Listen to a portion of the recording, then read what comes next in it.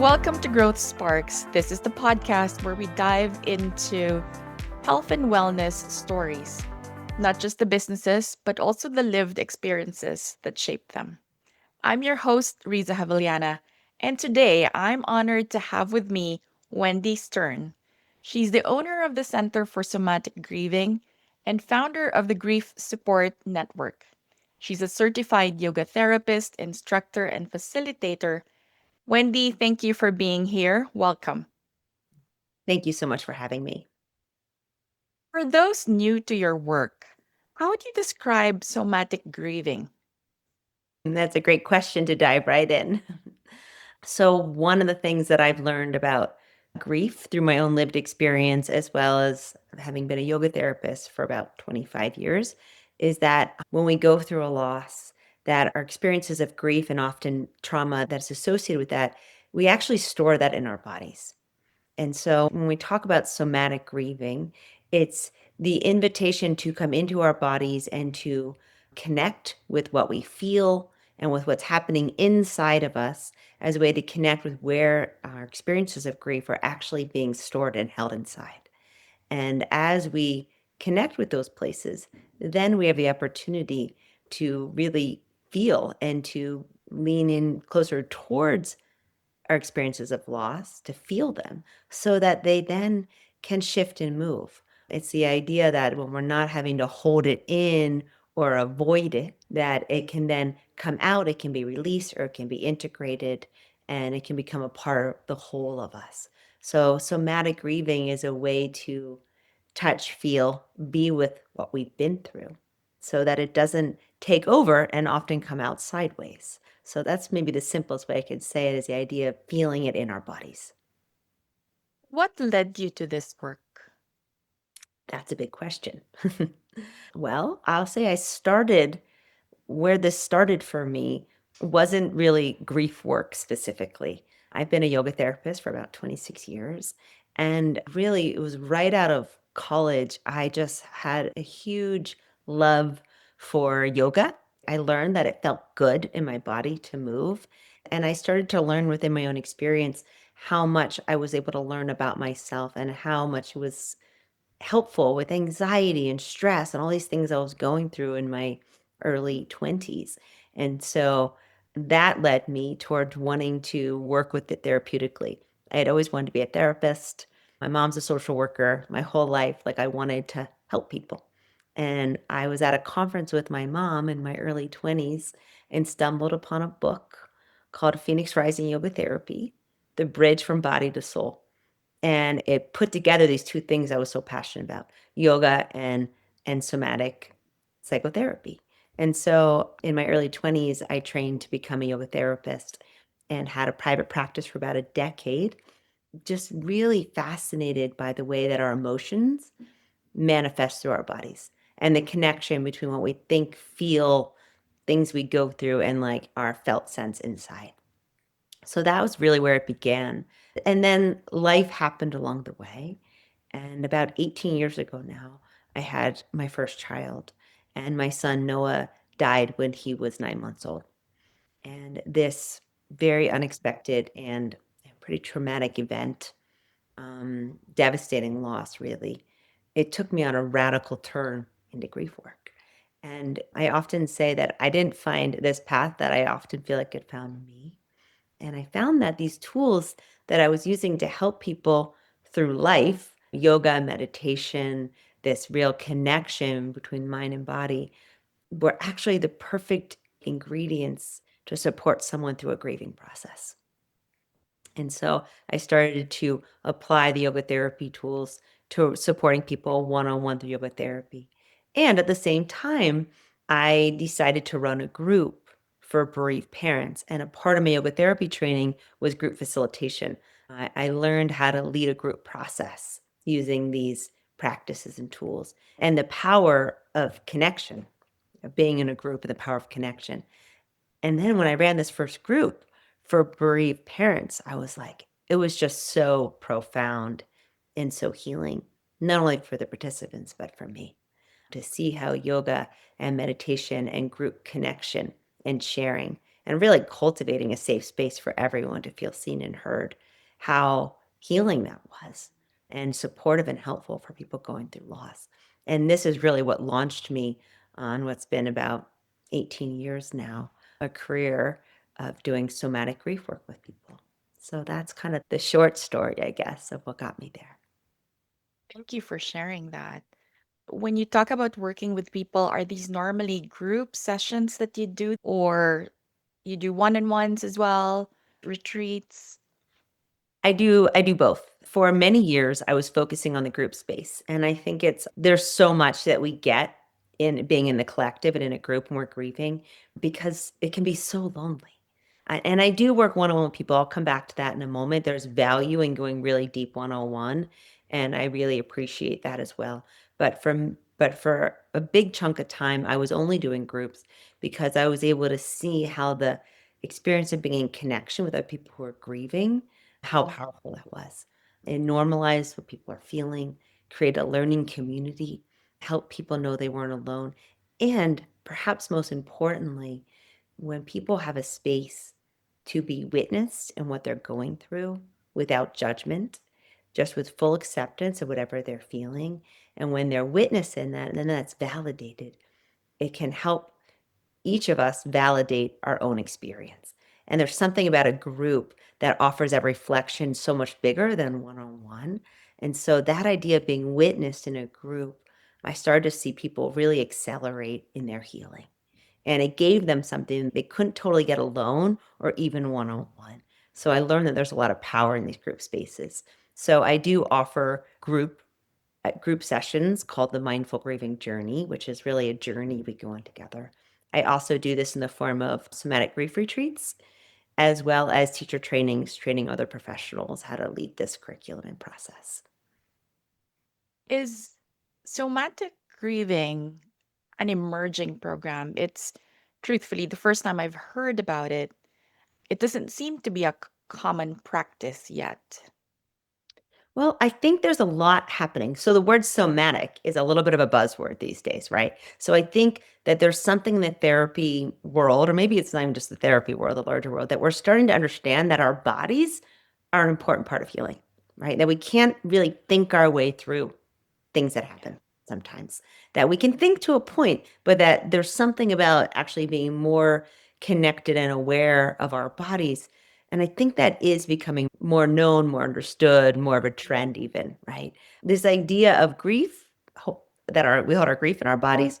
I'm not sure how new or old this is, but I think that as we wake up to the idea of connection between body and mind, that this is something that I imagine is on the horizons as well.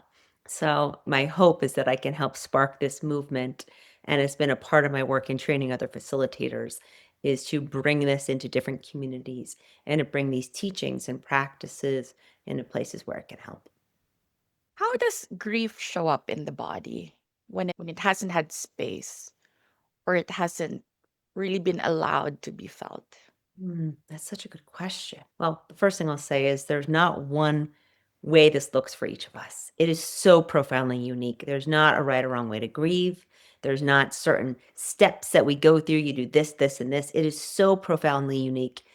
And to speak to your question, when feelings are suppressed, they tend to come out at times we don't want them to. So, for example, if you are grieving someone or something and you haven't had space for those emotions to come out, and there's lots of different emotions you may feel with grief. Maybe you feel sadness, anger, despair, hopelessness. There's so many things that can come when we lose someone or something that we love. It can crack us open in a way where we're not only grieving the person or the thing that we've just lost, but it can open us up to all the past experiences of grief that we had before. So there can be a lot of overwhelm in our system when we have a loss that we haven't been able to process. And so let's say we lose someone and sometimes you don't have a choice. You have to go right back to work the next week. You have to kind of zip it up, button it up. Our culture tells us move on, right? Move on. Let's say you have no choice and that's what you have to do. It may be that someone said something and it triggers something in you and you burst into tears, right? That sadness that you've held inside, it needs to come out. It's desperate to come out. So it's going to come out crying at something that's not really proportionate to what the person said. Or let's say someone said something, a comment that upset you, and anger may come out, right? Maybe it has nothing to do with that person, but you've been holding all this anger, that's connected to your loss. And if it hasn't been expressed, it's got to get out somewhere. Sometimes our emotions manifest in physical ailment, right? Disease, pain in our bodies. Before I got into grief work and I was working all mostly one-on-one with yoga therapy clients, I had a lot of athletes that would come to me and say, I have this pain in my back. Can you fix this? And they'd always say, there's no emotion, just make the pain better. Fix me. And there is no fixing someone. I'll start there. And I would say, without fail, every time, there was always a memory, an experience, something that was stored in that part of their body. And as soon as that experience was brought to their awareness, as soon as those feelings were felt by them, the pain could quiet down. It's almost like our emotions will yell loudly at us until they get our attention. And once we notice them, then they can settle down. I often liken it to like my younger daughter when she wants my attention when I'm on the phone. She'll like tug at me and say, Mommy, Mommy, Mommy. And I'll like shoo her away and even go into the next room to get away from her. But if I were just to stop and say, What is it, Layla? What do you want? And she'd tell me, then she goes away, right? I think our emotions can be that they want to be noticed by us.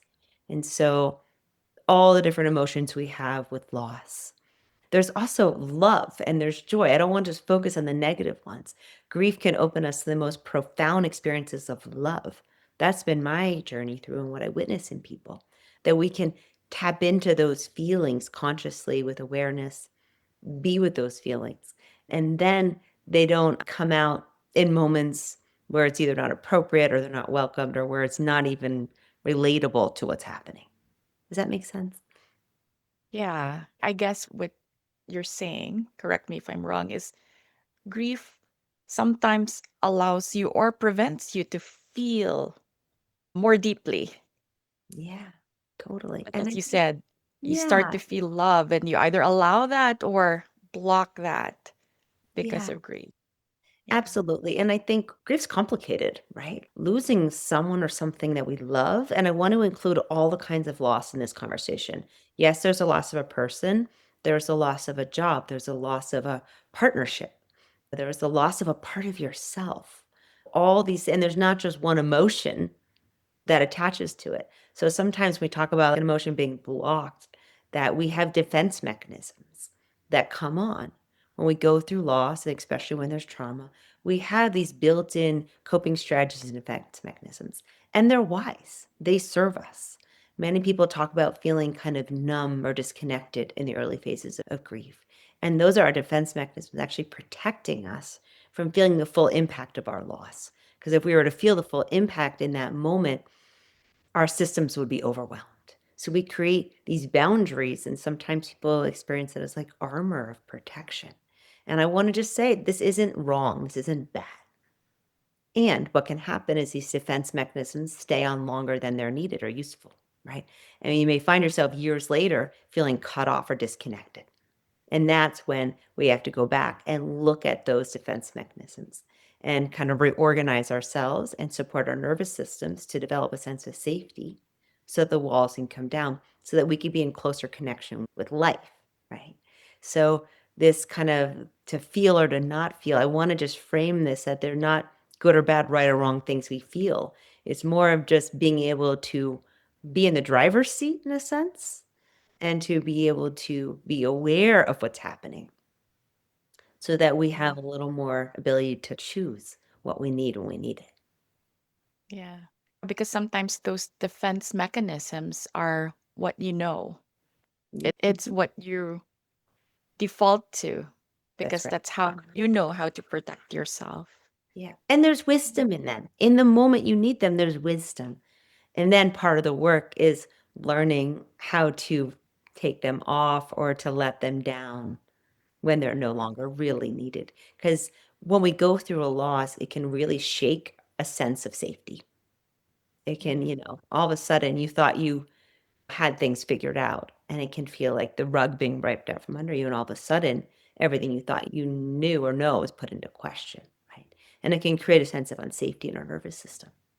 That brings me to my next question, which is many people worry that feeling grief in the body can be overwhelming or unsafe. So, Mhm. how do you approach that safely It's a in beautiful dealing with question. this? Yeah. Well, the way that I work is, I'll just say, from a trauma informed perspective. So creating safety is actually the most important thing that we do.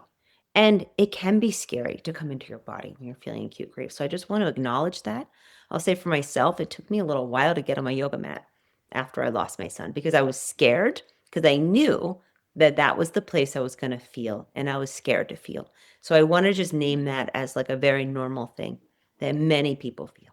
And so when we talk about how do we create safety, we want to create some resource for people before we guide them into a place of deeply feeling what's there. And so some of the ways we do that, some very simple ways.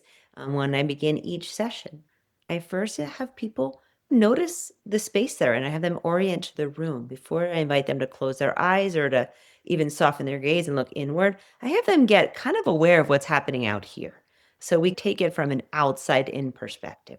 First, creating safety in your environment, safety between me and the person. And that takes time. So there's building a rapport. It's them knowing that they won't be judged with whatever they feel. So it's creating a space of acceptance. That allows for safety. When we feel accepted, we feel safe. So we start with really building a relationship for that and helping each person build a relationship with themselves in a sense. So we're creating a container first. Once the container is there and there is a sense of a holding for the experience, it's inviting people on their own terms and knowing that they have total choice how far they go, to how long they stay. They can choose at any time to completely shift gears. That also allows people to feel safe enough to go in. And then we start with breath. We start with just noticing breath. And that may be as far as we go. Maybe feeling your breath in your body is a big deal. For some people, it really is. I think for everybody, it is in the beginning because it opens us up to connecting with what's in our body. Our breath brings us into our body and into awareness. So we go in these different steps. So we slowly move towards, okay, breath first. Then where are you feeling sensation in your body? And just staying with that. And then when there's a little more resource, we can go deeper into what is the emotion? What are the feelings in the sensation? And then we can connect it to our thoughts and to a sense of a spirit or a spirituality around us. So we move in intervals where the client or the student guides the process. So whether I'm working in a group or one on one, I'm going to follow the person I'm supporting. And I'm going to reflect back to them their own experience rather than me telling them what they should think or feel, or rather than me deciding where we're going to go in a session. When you're in the driver's seat, you feel safe.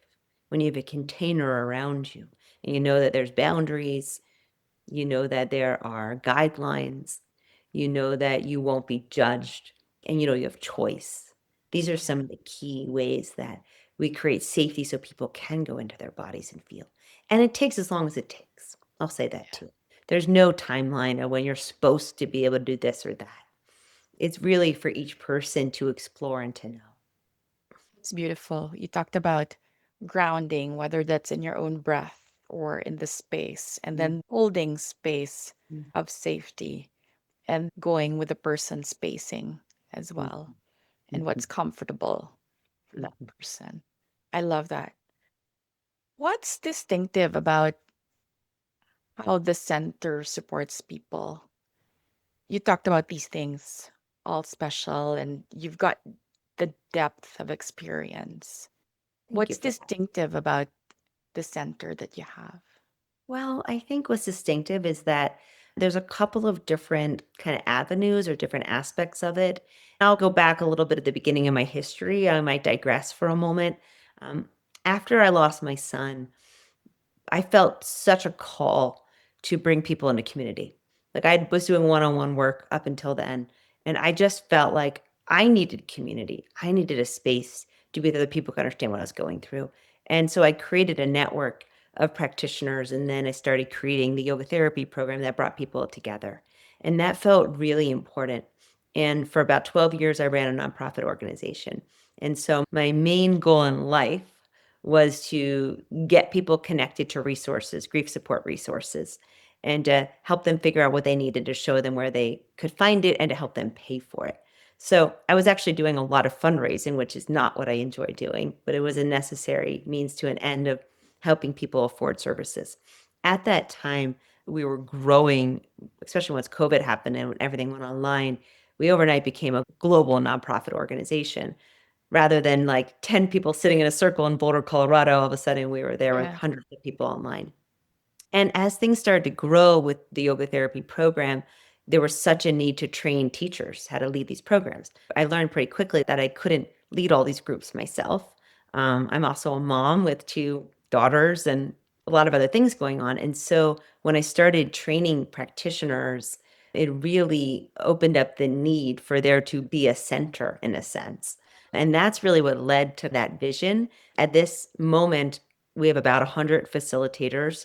Mindful Grieving Facilitators is the name, in about 11 different countries. So watching this thing grow shifted me. For a long time, I was there wanting to support people who are grieving. That's all I really thought about. Then when I started training teachers, I realized that I had a lot of passion for supporting others in learning how to hold space, and that there was a lot of joy for me in this training aspect of it. And so about 3 years ago, maybe it was almost four now, when I got to the point where I was tired of raising money. It was taking all my time. I wanted to focus more on training facilitators, supporting people who are grieving, and grief retreats, which I'll come back to, that it just was the natural time to transition out of that. Also, at a time where it became very difficult raising money for grief support, which was surprising to me when I first started. I thought it was a no brainer. Who wouldn't give money to help someone through grief? What I learned is that we live in a very, very grief phobic culture, and people are afraid of the word grief. It's not sexy. They don't want to look at it. And it was very difficult, actually, to raise the funds to support people through grief. And so all this led to me just deciding to make a shift. Also, wanting to simplify my life as my kids got older, and all of a sudden I had teenagers. No one tells you your teenagers need you just as much, if not more, as when they're little. And so I decided to kind of shed this big structure of the grief support network. It had served its purpose, and I decided to let that go. And I evolved really into the Center for Somatic Grieving. And the reason I became a center, or even wanted that name, is I wanted to focus on training facilitators.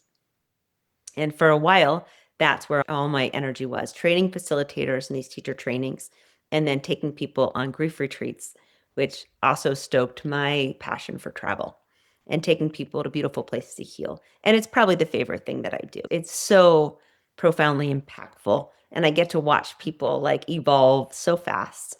I really see in 6 days on retreat the same kind of accelerated growth that I see in my 9-month program. So it's very satisfying. And the center gave me a way to hold all these different offerings, the retreats, the trainings. And what I found also through the process was that I also wanted to work with people who are grieving, not just train facilitators, because I wanted to stay connected to what I was teaching. And so that's where I've landed is I have these three different ways of working with groups. And in the last year, I went back to seeing private clients because that gives me something else. There's a more depth in a sense, and I get to bring in some of the other skills I have. So the center is a way to hold it all and to include these amazing facilitators that I've trained and to support them to teach and to reach people and to help this whole method and approach to supporting people through grief to grow. Yeah.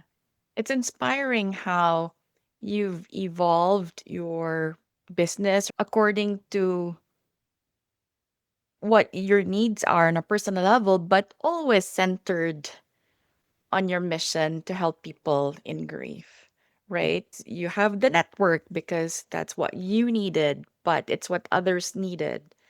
And then you have the center to train facilitators because, as you said, you alone cannot necessarily help so many, but at the same time, it's aligned to your own personal needs and life to make sure that you are there for your teenagers.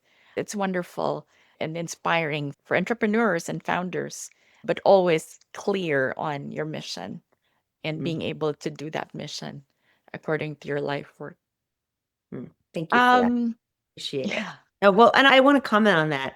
What I found is that bigger isn't better. And maybe that's not true for Mm, everyone, but I'm learning yeah. that for myself. I think there was a time where I was like, I just wanted to be as big as it could be. And so I started to figure out how to scale. But what I'm learning with grief work, particularly, it's intimate. It Mm, requires small circles. I like working with 8 to 10 people at a time. I've done this approach with the big classes with hundreds of people, and there's not as much intimacy. And so what I've learned for myself is sometimes less is more, and that I needed to kind of pull it in so I could have my hands around it, right? So that I feel safe with what I'm guiding and yeah. doing, and so that it fits into my life. And I think as a business owner, that's been my greatest learning is it has to fit into my life. It has to fit into the needs of my kids and my Yeah. husband and my lifestyle and like lifestyle first in a sense. Yes, Yeah. with the mission right here leading the way, but, like, Yeah. it has to fit into my lifestyle, and so that's what I'm learning to listen to. I started leading retreats on Maui because I wanted to go to Maui. I decided to go to Bali to lead a retreat because I wanted to go to Bali, kind of following my own passion in a sense, and that makes me wanna stay in the game because grief work is hard work. There's an intensity, there's a real there can be a real weight to it, and what I've learned is that if I don't make it all fit into my life, then I'm just gonna burn out and not be able to help anybody. Yeah. Well, because you have to hold space for the people Right. you're working with, and that's a huge responsibility. And It so recognizing the size of the group, how you're doing it is so critical to make sure that you are effective and just really helping them. So it's beautiful the way you've done it. Thank you. Would you want someone who's quietly carrying grief? What would you like them to hear right now? Mm. Well, number 1, that you're not alone in what you're feeling, and that you don't have to do it alone, and that there's support and connection, and to give yourself so much grace as you go through the process, to allow yourself to feel what you feel, no matter what it is, to give yourself permission to say yes or no, especially around the holidays, yes or no to being with people or not being with people. I often tell my clients, you get a hall pass for as long as you need it when you're going through loss to really honor your own needs, to listen and respect what's right for you, to trust yourself, to take space for yourself as often as you can, to create your own container. And when you're able to create your own container, to do it in little bits. So, like 15 minutes a day, set a timer, have there be a beginning and an end, a space to go in and to feel your grief all the way. And then when the timer goes off, you get to distract and do something else. So, there's ways to feel it little bits at a time. If you're overwhelmed, that makes sense. Grief is overwhelming, and that not to feel pressure to feel better or to feel different or to move through it, that it takes as long as it takes. And that what there is to do with grief is to feel it and to be with it, and it will shift, and you won't feel this way forever. Lastly, our grief is also a portal to our love. We hurt so much because we love, and we can love even bigger when we know what it is to lose. So it's not a life sentence when you lose someone, and you're not doomed to be in pain and to feel this way forever. It is also perhaps an opportunity or a catalyst for profound growth within you, for the ability to love more, feel more, and to enjoy your life more over time as you heal. Thank you. That touched me emotionally. How can people work with you in the near future if they are grieving or if they're interested to get your training? Thank you for asking. If you are going through a grief process, whether it's recent or whether it was many, many years ago, there's a couple different ways we can work together. One is I do work one on one, so we could schedule a time and work together on Zoom no matter where you live. I have my next Mindful Grieving Journey cohort starting this March. So if you're looking to really be held in community and to go through a journey with other people who are also grieving, also wanting to be supported and to learn and to grow through the process, that group starts in March and registration is opening right now.